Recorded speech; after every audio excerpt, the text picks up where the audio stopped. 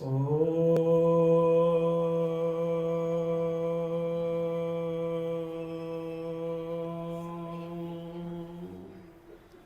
विश्वानि देव सवितदुरितानि परासुव यद्भद्रं तन्मयासुव। धर्म देवी माताओं सज्जनों, आज परम सौभाग्य का विषय है। बहुत ही सौभाग्य है जिसकी प्रेरणा से शुरू हुई और हम लोग सम्मिलित हुए। ये यजुर्वेद का प्रारंभ हुआ है। इसके पहले सामवेद का हुआ पूरा, और अनायास ही ये अपने आप को सौभाग्य मिल जाता है। ये ऐसा नहीं है कि इस समय काट जाएगा। कभी आप सोचेंगे कि कभी सोचते हैं कि वेद को देखें समझें क्या लिखा हुआ, और यहाँ वेद की गंगा प्रवाह हो रही है। अपनी अपनी स्थिति कम है कि बस चुल्लू भर पानी मिल जाता है, उसी से तृप्ति मिल जा रही है। लेकिन मैं सोच रहा हूँ कि ये जो वेद के मंत्र हैं, मंत्र का अर्थ होता है विचार, और हम तो आहुति डालने रहे हैं। और अभी अपने वैज्ञानिक साहब ने बताया कि जब तक जो भी तार्किक भाव है ये वैदिक सिद्धांतों में है, और कोई तर्क वाले बात कहीं नहीं करेंगे। कोई नहीं ये बताएगा आपको कि समुद्र में हाथ रखे मछली उठाया और सूर्य पर पका लिए और खा लिए, है ना। भाप देखना है तो हाथ डाल ले, उंगली में हाथ डाले और निकाल के देखना है कि हाँ भात कैसा है, हुआ है कि नहीं हुआ। इस सब अनायास ही कुछ का कुछ बोलते रहते हैं। कोई सूरज को निकल जाता है, किसी को समुद्र का पानी कैसे कड़वा हो गया, कुछ और सिद्धांत बताता है। कोई लॉजिकली नहीं है और कोई तार्किक नहीं है। और जो तार्किक है कुछ ना कुछ इस रूप से मिल जाता है कि उसमें से शुरुआत में प्रारंभ में सेपरेट करना, अलग करना महा मुश्किल हो जाता है, बहुत मुश्किल हो जाता है। अब जो यजुर्वेद का चूंकि समय इसके लिए बहुत चाहिए, और बोले अभी इन्होंने कि हाँ इनकी व्याख्या करेंगे। वास्तव में व्याख्या तो कोई बहुत अच्छे विद्वान होते वो करते। हमारे पास यजुर्वेद का इसका भाष्य महर्षि दयानंद जी ने जो किया है उसका हम उसको सिर्फ पढ़ के बता पाएंगे, और उसमें से जहाँ थोड़ा बहुत मैं समझा सका परमपिता परमात्मा की कृपा से उसका प्रयास करूँगा। ऐसा परमपिता परमात्मा की असीम कृपा हुई जब इन्होंने सृष्टि को बनाया, और सृष्टि को बनाने के साथ ही कुछ नियम प्रदान किया, और ऐसा नियम प्रदान किया कि जिसमें कोई परिवर्तन नहीं होता है, कोई अंतर नहीं होता है। मैं रेलवे स्टेशन पर खड़ा था और देख रहा था नया नियम बांट रहे थे, है ना। क्रिश्चियन वाले हम कहे कि वो पुराना नियम आउटडेटेड हो गया क्या, वो महत्व का नहीं रहा क्या कि नया नियम अब बांट रहे हैं। वो मुंह देखने लगा, और चूंकि मैं अधिक उस पर विषय में बात नहीं कर पाया, न जानकारी बहुत अधिक है। लेकिन आप पता है ये नया नियम कहाँ बनाना पड़ता है, करेक्शन स्लिप कहाँ निकालना पड़ता है, शुद्धि पत्र कहाँ निकालना पड़ता है। रेलवे कार्ड होता है सब जगह शुद्धि पत्र निकलता है। जितने भी नियम हुआ सब जगह नियम करेक्शन होता है ना। इंडियन पैनल कोड बनता है, अलग अलग सब समय के साथ परिवर्तन होता है। लेकिन परम पिता परमात्मा का ऐसा नियम है जो 1,97,8,53,126 वर्षों से चल रहा, और इतने बाद में भी चलेगा, और उसमें कोई परिवर्तन नहीं होगा। उसके गुण से ही गुणी की पहचान होती है। गुण और गुणी जो हमारे योग दर्शन में अब मंत्र आता शब्द का जो ज्ञान है, वो गुण और गुणी अलग अलग नहीं होता है। हम अग्नि की उष्णता के कारण उसको पहचान करते हैं। जहां उष्णता उष्ण है वहां अग्नि है, जल की शीतलता है, पृथ्वी का गंध है। तो उसके गुण से गुणी का बताया। अगर तीन रखा हुआ हो, एक जैसा उजला देखने में लगता हो, मीठा रखा हो, चीनी रखा हो, मिश्री रखा हो और फिटकिरी रखा हो, तो आप देख के पहचान नहीं पाएंगे, वहां पर अंतर नहीं कर पाएंगे हर जगह, लेकिन उसके गुणों से पहचान जाएंगे। कभी आप एक चींटी को देखिए, कहीं भी नमक रख दीजिए, चीनी देख कितना भी मिला दीजिए, वो चीनी को ले लेगी और नमक को छोड़ देगा। तो गुण से वैसे ही परमात्मा के गुण से पहचाना जाता है। उसके गुण से उसकी कहना कि इतनी अच्छी सृष्टि है, आप खाते तो अन्न है।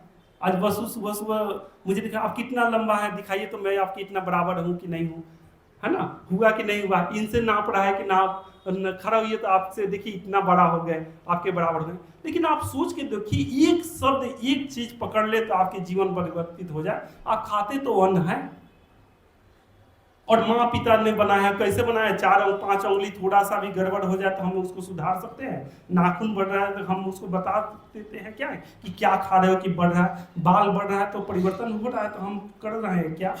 खाते अन्न है, कौन सा भट्टी ऐसा लगा हुआ है शरीर के अंदर, और सारे जीव जंतु में ऐसा लगा हुआ है कि वही अन्न से रस रक्त मांस मेद मज्जा अस्थि वीर ओज तेज हो जा रहा है। वही सृष्टि में कहां पर कितनी आवश्यकता है वैसा ही प्रदान करता है। कौन सा, कोई ऐसी दिव्य शक्ति है, कोई का तो सिस्टम है, कोई की तो रचना है, किसने भी तो ये नियंत्रण करके रख रहा है कि वैसा ही पृथ्वी, वैसा ही सूर्य, वैसा ही मूवमेंट हो रहा है, वैसी ही गति से हो रहा है जो पहले था आज भी है, उसी रूप में मूवमेंट हो रहा है। थोड़ा सा सूर्य नजदीक आ जाता तो फिर काम तमाम हो जाता, थोड़ा दूर हो जाता तो तमाम हो जाता। कोई भी चीज में अगर थोड़ी सी परिवर्तन हो जाए तो हम एग्जिस्ट नहीं कर पाएंगे। बहुत सौभाग्य विषय है, इतने बड़े यहाँ अपने यहाँ रसायन के जानकार हैं और बोटनी के जानकार हैं। ये सारे कुछ जो पृथ्वी का जो शुरू में नियम था सत्व रजतम से महत्त्व अहंकार, इस रूप में सांख्य दर्शन के अनुसार जो बना, आज भी है और आगे भी रहेगा। और फिजिक्स का कोई भी जो विज्ञान में जो अध्ययन किया जाता है, हम कोई घटना को देखते हैं और उस घटना के अनुसार अपने नियम को फॉर्मुलेट करते हैं, बताते हैं। अगर उसमें जरा भी परिवर्तन होता है तो किसी को हिचक नहीं होता है, तुरंत वो चाहे कितने बड़े विद्वान हो, तुरंत उसको कट करके फिर नया से शुरू किया जाता है। जैसे पहले क्लासिकल फिजिक्स था, उसको माना जाता कि नहीं वही सभी कुछ है, इसमें कोई परिवर्तन नहीं किया जा सकता है। फिर न्यूक्लियर फिजिक्स में फिर अंतर हो गया, मतलब बहुत कम में नहीं हो पाया, बहुत अधिक में अंतर को नहीं एक्सप्लेन कर पाया, तो वहाँ दोनों जगह चेंज करना पड़ा, उसको लिमिट करना पड़ा। लेकिन परमपिता परमात्मा के नियम में कहीं परिवर्तन नहीं करना पड़ता। और वो जो नियम निर्धारित होता है, जो सिद्धांत होता है, जिसके अनुसार सारे कुछ विश्व चलता है, और उसी को हम देख देख के हम समझते हैं, उसी की व्याख्या, उसी के मंत्रों से हमने आहुति दिया है। तो उसमें जो ऋग्वेद है वो ज्ञान कांड है। आपकी जब शुद्ध ज्ञान होगा, शुद्ध कर्म होगा और शुद्ध उपासना होगा तो जीवन आपका अनमोल हो जाएगा। तो शुद्ध ज्ञान हो जाने से, बोले कि ठीक है सिर्फ ज्ञान हो जाए हमारा काम हो जाएगा, लेकिन आप सोच के देखिए, एक पति पत्नी जो बनते हैं, एक शादी जो होता है, विवाह होता है, तो विदेश में देखिए एक लिख लेते हैं, बस साइन हो जाता है, कोई बोलता है मंजूर है, हो जाता है। लेकिन अपने यहाँ कितना वैज्ञानिक रूप है कि 7 फेरे लगाया जाता है, एक एक क्रिया का, एक एक कांड का, और इतने अच्छा एक्सप्लेनेशन है कि हम ये कार्य क्यों कर रहे हैं, पत्थर को क्यों टच कर रहे हैं, उस जो भाई जो है देते हैं, है ना, और लाई को फिर बहन को देते, क्या क्या क्या एक एक भावना है। और उसको निभाने के लिए हम एक जीवन क्या 7 जन्म भी हो, महसूस होता है कि अगर निभा पाए तो ये बहुत बड़ी बात हो जाएगी। ऐसा कि उस एक मंत्र की व्याख्या अगर जीवन में रख लिए, एक शब्द भी जान लिए, तो कभी जीवन में कोई ऐसा हो ही नहीं सकता है कि जहां पर हमें विच्छेद हो, मनमुटाव हो पाए। कई बार कहा गया, कैसी बड़ी बात बताई गई है, दूध को पानी के साथ मिला दीजिए अलग हो जाएगा, किसी को किसी के साथ मिलाए, बहुत सारे तरीका है जिससे केमिस्ट्री वाले और सब वाले अलग कर देंगे। लेकिन एक पानी को दूसरे पानी के साथ मिला दीजिए, कहीं कोई तरीका नहीं है कि जिससे अलग किया जा सके। और यही तो बता रहा है कि आपका मन और मेरा मन एक जैसा हो जाए। आपकी मन में ऐसी कोई बात नहीं रहे जो मुझे नहीं बता सकते, मेरे मन में ऐसा कुछ नहीं रहे जो मैं आपको नहीं बता सकते। ये क्या सिद्धांत है, कौन सा सिद्धांत है। आपने इस पहली बार बोले कि हम यज्ञ में आए हैं, अब एक भी मंत्र, एक भी प्रार्थना, एक भी शब्द ऐसा नहीं रहा जिसको ऐसा हो कि जिसे सिर्फ आर्य समाज वाले को फायदा हो, वैदिक संस्कृति को जानने वालों को फायदा हो, ऐसा कहीं भी नहीं रहा। पूरे मनुष्य मात्र के लिए ये सब कहा गया है। और आदरणीय आचार्य जी ने बोल रहे थे कि यहाँ क्षमा करना आप नहीं बोले, है ना, परमात्मा क्षमा नहीं करता है, ये बहुत बहुत वही सही है। आप जाएंगे क्रिश्चियन के बाद कहीं पर लिखा रहेगा यीशु आपके पापों को क्षमा कर सकता है, क्षमा कर देता है। वो अपने पापों के लिए अपने से सूली पर चढ़ गया, तो वहाँ थोड़ी गलती लिखा गया है, उचित नहीं है, उसमें सुधार होना चाहिए। एक्चुअल में आपका कहना सही है, क्योंकि लिखा हुआ है अवश्यमेव भुगतेम कीर्तम कर्म शुभाशुभम, जो जैसा कर्म करता है वैसा फल भोगता ही है। वो कर्म फल सिद्धांत है, क्रियावान संचित प्रारब्ध के रूप में उसको भोगना ही पड़ता है। तो वो पाप का क्षमा कभी नहीं होता है, कल नहीं तो आज। भगवान के घर में देर है अंधेर नहीं है, तो भूलिए नहीं ना, भगवान के घर में देर है और ना अंधेर है। जब समय आता है, जब परिपक्व होता है, उस समय वो फल मिलता है। सती मूले तद विपाक जाति आयु होगा, उस अनुसार फल आता है। आप बीज कुछ लगाए तो उसी समय पेड़ पौधा थोड़ी आ जाएगा, उसका जब अनुकूलता होगा, जब समय होगा, प्रकृति के अनुसार जो बना हुआ है, परमपिता परमात्मा ने बनाया, उसी के अनुकूल वो फल देगा। लेकिन अवश्यमेव देगा, अवश्यमेव वो निश्चित है। अभी यजुर्वेद का 1975 मंत्र है, उसमें से आज 31 मंत्रों हुआ। मैं एक मंत्र सिर्फ थोड़ा सा उसको पढ़ना चाहूँगा, और मैं एक मतलब आग्रह करूँगा कि आप 5 ही मंत्र, कौन एक वर्ष में क्या कर लेंगे, 4 वर्ष जितना है उतना ही करें, और उस मंत्र का अच्छे से अर्थ को समझते हुए आहुति डालें।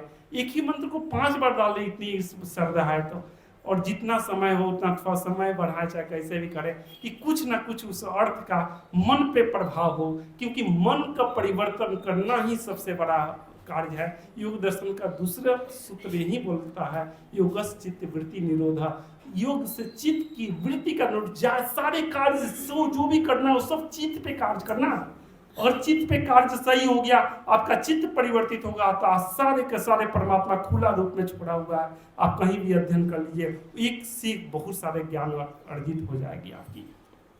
तो चलिए मैं यजुर्वेद का बस सिर्फ अर्थ बोल लेता हूँ जल्दी से, बस इसका ही। महर्षि दयानंद जी ने ऋग्वेद ज्ञान कांड के बाद यजुर्वेद का अर्थ किया। इसमें बहुत सारे गलत अर्थ लोग ने कर दिया था। उन्होंने बहुत बहुत बहुत तपस्या करके और योग में ध्यान में बैठकर इसको अर्थ किया है, और एक एक अर्थ बहुत ही बहुमूल्य है। उसमें से सिर्फ एक आपकी समझने के लिए बता रहे हैं, फिर इसके बाद देखा जाए कैसे होगा। इसमें बता रहा है कि यजुर्वेद के भाष करने के पश्चात यजुर्वेद के मंत्र भाष का आरंभ किया जाता है। इसके प्रथम अध्याय के प्रथम मंत्र में उत्तम उत्तम कर्मों की सिद्धि के लिए, कौन नहीं चाहता कि उत्तम उत्तम कर्म हो और उत्तम उत्तम कर्म सिद्धि हो, तो उत्तम उत्तम कर्मों की सिद्धि के लिए मनुष्य को ईश्वर की प्रार्थना करनी अवश्य चाहिए, इस बात का प्रकाश किया गया है। हम 3 प्रकार कार्य करते हैं, स्तुति, प्रार्थना, उपासना। प्रार्थना के कार्य मतलब जो हम में है उससे भगवान को हम प्रार्थना कर रहे हैं, बड़े से कर रहे हैं कि हे परमपिता परमात्मा हमें कार्यों की सिद्धि करें। इससे क्या होता है, आपको अभिमान युक्त नहीं होते, अभिमान रहित हो जाते हैं, मेरा कुछ नहीं सब कुछ तेरा है, इस पर बात में चले जाते हैं।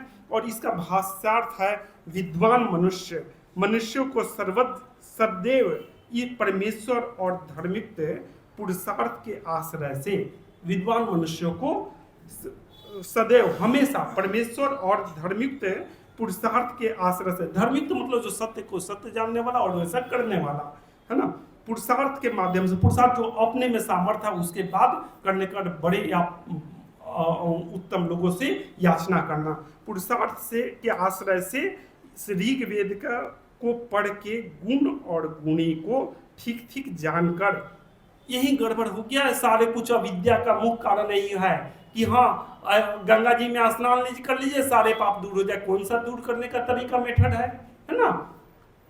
तो वो गुण जानिए उसका कि इससे क्या प्रभाव होगा, उसका गुणी का पहचान हो जाए। तो गुण और गुणी को ठीक ठीक जानकर सब पदार्थों के सम प्रयोग से पुरुषार्थ की सिद्धि के लिए अति उत्तम क्रियाओं से युक्त होना चाहिए। वो अति उत्तम सबसे उत्तम कार्यों को होना चाहिए, जिससे परमेश्वर की कृपा पूर्वक सब मनुष्यों को सुख और ऐश्वर्य की वृद्धि हो। कितनी बड़ी बात कही गई है कि हम शुद्ध ज्ञान कर लें, उसके बाद वो हम शुद्ध क्रिया कर लें, मतलब यजुर्वेद का कार्य हो गया। तो परमेश्वर और परमेश्वर का कृपा बरसेगा, सब मनुष्य को सुख और ऐश्वर्य की वृद्धि होगी। आप सुखी हो जाएंगे, हमेशा प्रसन्नचित हो जाएंगे, आप ऐश्वर्यवान हो जाएंगे की वृद्धि होगी, और जितना है उससे भी अधिक हो जाएंगे। उत्तिष्ठत जागृता प्राप्त करान बोधिता, उठो जागो और उनके बराबर पहुंचो जो पहुंचे हुए उपनिषद का श्लोक कहता है।